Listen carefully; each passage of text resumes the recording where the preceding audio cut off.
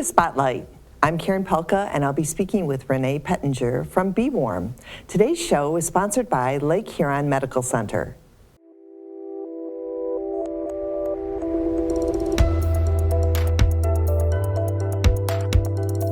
Welcome, Renee, to Spotlight. Thank you. It's good to be here. It's great to have you here and to talk about some of the innovative things. Actually, I've heard that that's your middle name, innovative, things that you've done with Be Warm and Blue Water Area Rescue Mission. So tell us about what's coming up. Yeah, so we're really excited because we have our first fundraiser coming up at the end of the month on April 26th. And it's unique. It's called Colors for a Cause. So think paint by number.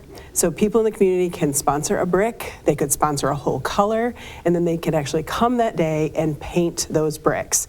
And so all the funds raised are going to support a new house that we are turning into transitional housing for some of our guests.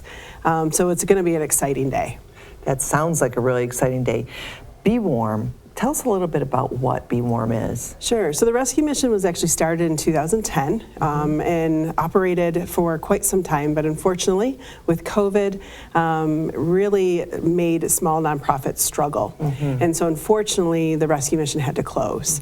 At the end of 2023, a group of community members got together to reopen, and it was fascinating to watch. Just the people and the funds come in to renovate the space and open by Christmas.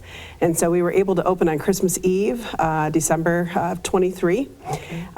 We were open just for about 5 months our first season, and then now we're able to be open year round. But the rescue mission provides a very important service to the community of providing shelter for homeless men that are from St. Clair County. And that is it's a larger population than one might think for a county our size.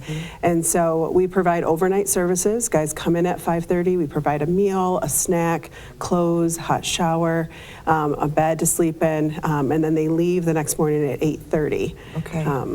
And how many beds are there that you guys that you can have? We have 26 beds, but then we can also do a couch and a cot, so we can do up to 28. Those are emergency stays, those last two.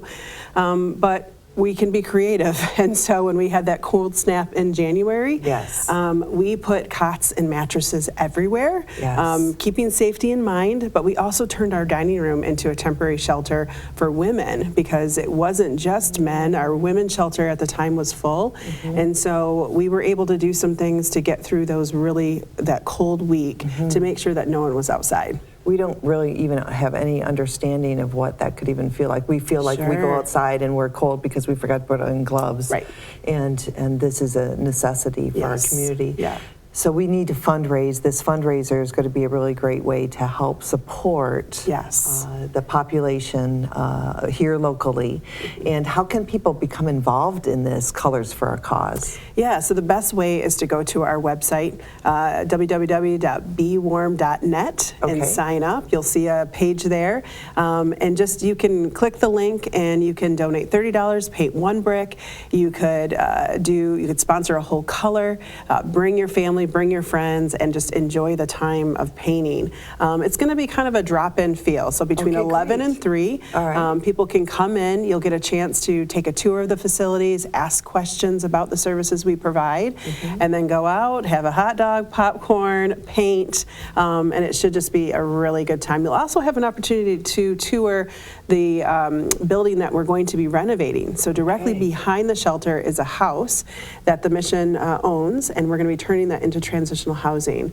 And so we've had some great sponsors like Fraser Building Company, Vincent Plumbing and Heating, and Stevenson Electric that are taking the lead and just bringing this to the community's attention. And so we're really excited for the projects that people can be involved in over the summer to make this transitional home a reality for some of our guests. That's wonderful things to hear. And then also people in the community, you probably need volunteers. Always. So much of what we do is dependent on volunteer support. And so one of the fun ways just to kind of tip your toe in the water is providing a meal for the shelter.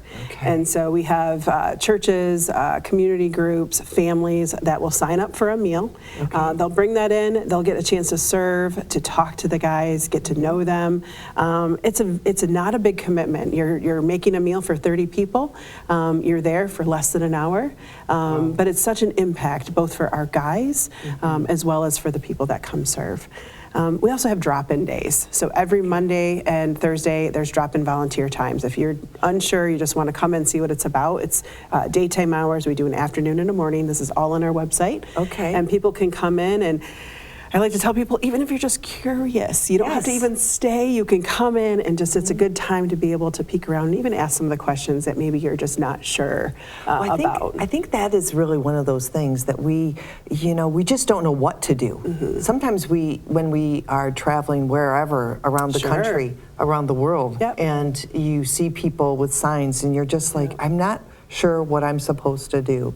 And being able to just come in and be vulnerable and ask those questions. Thank you for offering something like that. And we can get that information, like you said, on the website. Yes, absolutely.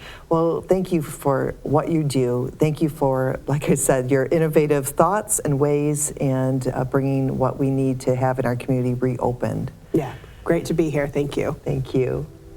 And thank you for joining us on Spotlight.